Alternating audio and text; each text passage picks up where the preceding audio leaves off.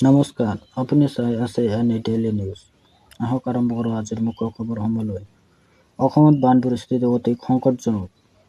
অসমত বান পৰিস্থিতিৰ পুনৰ অৱনতি ঘটিছে। শেহতীয়া তথ্য অনুসৰি ৰাজ্যত বানৰ ফলত 4জন লোকৰ মৃত্যু হৈছে আৰু 37,000ৰো অধিক লোকৰ ক্ষতিগ্ৰস্ত হৈছে। বহুতো অঞ্চলত পানী সোমোৱাৰ ফলত ঘৰ-বাৰী, কৃষিভূমি আৰু যোগাযোগ ব্যৱস্থা ক্ষতিগ্ৰস্ত হৈছে। উদ্ধাৰ আৰু সাহায্য অভিযান অব্যাহত আছে।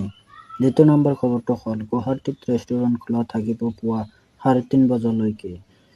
ফিফা ফুটবল প্ৰতিযোগিতাৰ নিৰ্বাচিত খেলসমূহৰ সময়ত গুৱাহাটীৰ ৰেষ্টুৰেণ্ট আৰু খাদ্য প্ৰতিষ্ঠানসমূহ পুৱা 3:30 বজালৈকে খোলা ৰাখিবলৈ অসম চৰকাৰে অনুমতি দিছে। এই সিদ্ধান্ত নিৰ্দিষ্ট তাৰিখলৈকে প্ৰযোজ্য থাকিব।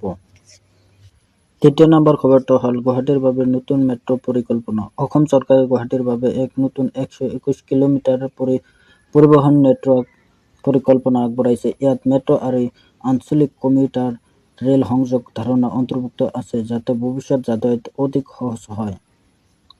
এই আছিল আজিৰ অসমৰ মুখ্য খবৰ। ভিডিঅ'টো ভাল লাগিলে লাইক কৰক, শ্বেয়াৰ কৰক আৰু এন ডেইলী নিউজ চেনেলটো ছাবস্ক্ৰাইব কৰিবলৈ নাপাহৰিব। ধন্যবাদ।